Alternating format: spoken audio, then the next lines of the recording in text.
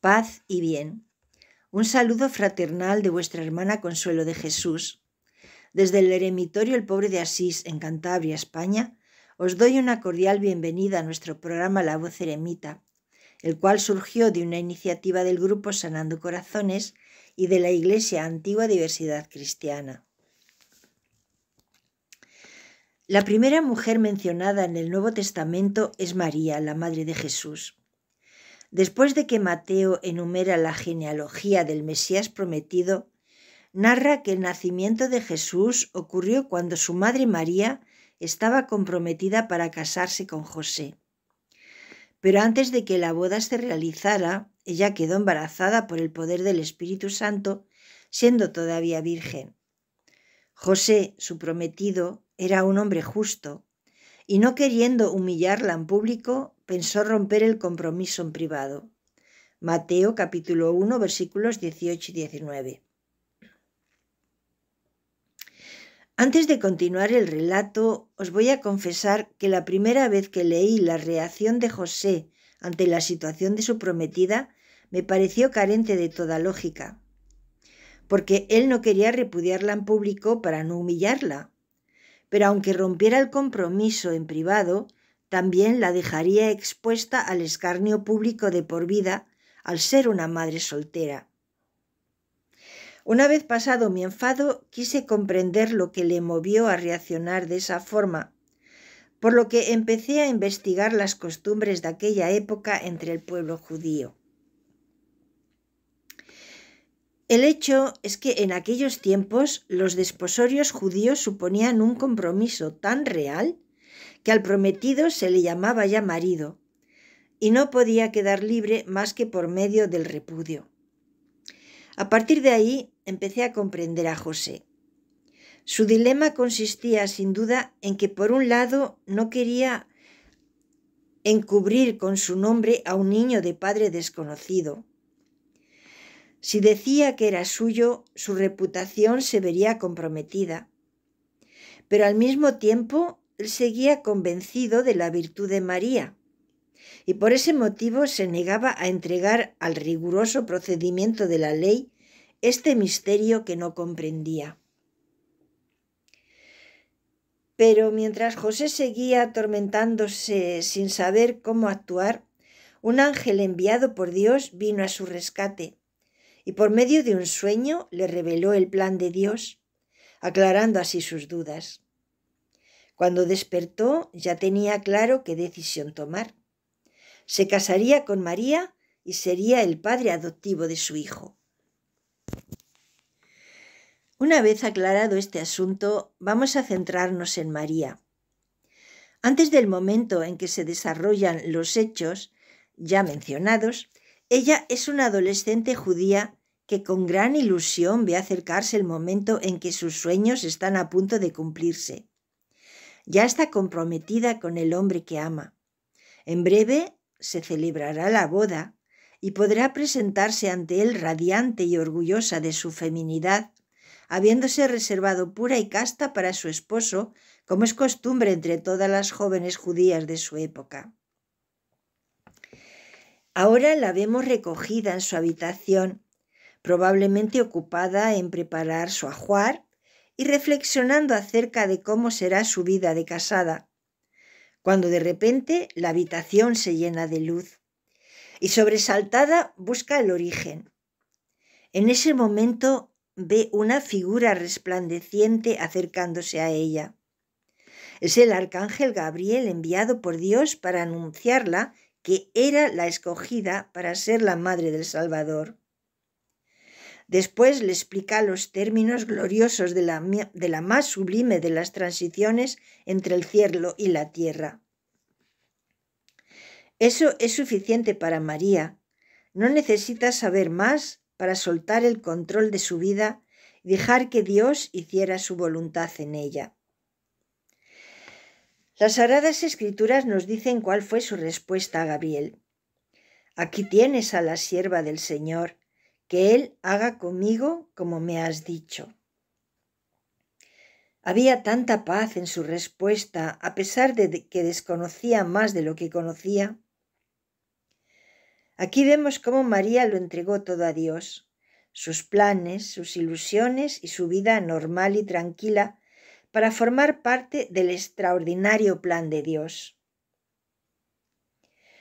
Otra característica de María es su carácter enérgico y dinámico, pero sobre todo era generosa, bondadosa y comprensiva. Todos estos rasgos se hacen evidentes en su prontitud de reacción ante la noticia de que su prima Elizabeth estaba embarazada de 6 meses. María no midió la distancia que la separaba de su prima. Aun sabiendo que ella misma estaba embarazada, se olvidó de sí misma, abandonó la seguridad de su hogar para ir a donde la necesitaban. Todos sabemos cómo fue ese encuentro, pero yo quiero resaltar su canto de alabanza o Magnificat. Ella cantó desde la perspectiva eterna. Cantó no solo por la certeza de la llegada del tiempo de Dios, sino que también por la certeza de la gracia de Dios. Cantó con la confianza que da la fuerza de saber quién era su Dios. Algún tiempo después de que Elizabeth hubiese dado a luz, María regresa a su pueblo. Pasan los meses. María ya está casada y cerca del fin de su embarazo, cuando surge un hecho inesperado. El emperador César Augusto publicó un edicto ordenando que se empadronase todo el mundo. No podía ser más inoportuno el hombre. ¿O no? María comprendió enseguida que aquel empadronamiento era esencial. Ella sabía que su hijo debía nacer en Belén. Había leído y escuchado muchas veces los textos del profeta Miqueas donde lo dice. Podéis leerlo en Miqueas capítulo 5, versículo 2. Así que ahí tenemos a María acompañada de su esposo José, viajando desde Nazaret a Belén, puesto que ambos pertenecían a la casa y descendencia del rey David. Tardaron 6 días en recorrer los 156 kilómetros que separaban las dos aldeas en aquellos tiempos. Poco antes de llegar a las afueras de Belén, María se puso de parto. La imaginación popular cuenta que María y José buscaron alojamiento en mesones y posadas, llamando de puerta en puerta, pero fueron rechazados aún estando María de parto. Pero lo más probable fuera que, dada la urgencia del momento, pedirían quedarse en la primera posada que encontraron a la entrada de la aldea, y al estar completa les permitieran quedarse en el establo. Ante semejante situación podemos intuir cómo se sentían. ¿Os imagináis su nerviosismo y la preocupación al ver que ha llegado el momento del parto? Y tenía que pasar justo allí, en un establo, un lugar que ni siquiera hoy en día se caracteriza precisamente por estar limpio y ventilado. ¿Qué padres querrían un lugar así para traer a su bebé al mundo? Los padres normalmente quieren darles lo mejor a sus hijos. Cuanto más José y María, que tienen a su cargo al Hijo de Dios. Sin embargo, ellos no se desesperan por la situación. Más bien se centran en hacer todo lo que está en sus manos para que el parto salga bien y el niño esté bien atendido a pesar de las circunstancias. Me voy a saltar el comentario de todo lo que aconteció después en el establo, puesto que hasta los niños pequeños lo conocen, para avanzar 40 días después del nacimiento de Jesús. Según nos explica el evangelista Lucas, sus padres le llevaron a Jerusalén para presentarlo en el templo, como dictaba la ley de Moisés. Allí se encuentran con 2 ancianos de fe sencilla y corazón abierto que han pasado su larga vida esperando la llegada del Mesías. La anciana se llama Ana y el anciano Simeón. Ellos representan a tanta gente de fe sencilla que en todos los pueblos a lo largo de los siglos viven con su confianza puesta en Dios. Simeón es un hombre justo y piadoso a quien el Espíritu Santo había prometido que no moriría sin ver al Mesías, el Hijo de Dios. Él tomó al niño en sus brazos, lo bendijo y, entre otras muchas cosas, predijo que a María una espada atravesaría su alma. Cualquiera que conozca la vida de María se ha dado cuenta de que no fue nada fácil. Desde el momento en que dio el sí a Dios, junto al privilegio de ser la futura madre del Salvador, llegaron las dificultades, los contratiempos, como lo anteriormente relatado. Luego vino la persecución y el exilio forzado en Egipto. Cuando Jesús tenía 12 años, María sufrió durante 3 días y 3 noches la angustia de no encontrar a su hijo. Aunque los evangelios no hablen de ello, el hecho de que no se vuelva a mencionar a José después de que Jesús fuera hallado en el templo y regresara con sus padres a Nazaret, nos hace pensar que José había fallecido antes de que Jesús comenzara su vida pública. Por tanto, María habría quedado viuda siendo aún muy joven, probablemente antes de los 50 años.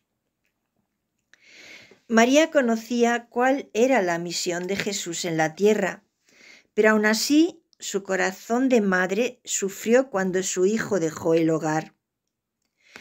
3 años después tuvo que ver a su hijo humillado, tratado como un vil malhechor, maltratado y cruelmente asesinado.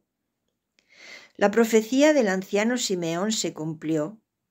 El alma de María fue atravesada por una espada de inmenso dolor. Todo lo que vivió María a lo largo de su vida, y a pesar de ser la madre del Dios encarnado, nos hace ver que nadie se libra del sufrimiento, ni siquiera los que aman a Dios sobre todas las cosas y les sirven fielmente. De manera contraria a la lógica humana, dichos sujetos suelen sufrir más que el resto. La principal diferencia es que quienes sufren sin Dios sienten un vacío, soledad y carencia de propósito en su sufrimiento, mientras que los que sufren con Dios encuentran consuelo, esperanza y la certeza de que no están solos. La fe proporciona un ancla espiritual para enfrentar el dolor, y María se aferró firmemente a esa ancla y nunca la soltó. María es un modelo de fe y humildad que aceptó la voluntad de Dios con disposición y valentía, mostrando un profundo amor por Jesús y por los demás, especialmente por los necesitados. Su vida fue un ejemplo de servicio y devoción, acompañando a Jesús desde su nacimiento hasta la cruz y ascensión a los cielos, permaneciendo con los discípulos hasta el final de sus días. Ella se convirtió en la discípula más fiel del Redentor. ¿Qué podemos aprender de María? Vemos que a pesar de sus dudas y temores iniciales, decidió confiar en la palabra de Dios. Le alabó en medio de las dificultades y contratiempos e incluso ante lo desconocido. Y cuando parecía haberse eclipsado toda esperanza, siguió confiando.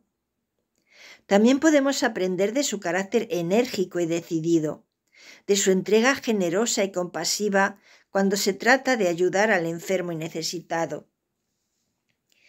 Ella nos enseña a guardar en nuestro corazón la palabra de Dios, a meditarla y a ponerla en práctica, así como a amar a Cristo Jesús, el Hijo de Dios e Hijo suyo. Estaréis de acuerdo conmigo cuando afirmo que María es la mujer más influyente de la historia, con un impacto cultural y religioso a nivel mundial. Su historia continúa inspirando a los creyentes a confiar en el plan de Dios y a seguir sus enseñanzas. Si el contenido de este programa te gusta y te hace bien, dale a me gusta. Ya sabéis, el dedito para arriba. Y suscríbete al canal. Es completamente gratuito. Ese gesto me ayudará a seguir emitiendo. Muchas gracias y hasta la próxima. Que el Señor te bendiga y te cuide, que haga resplandecer su rostro sobre ti y tenga de ti misericordia. Que el Señor alce su rostro sobre ti y ponga en ti paz. Amén.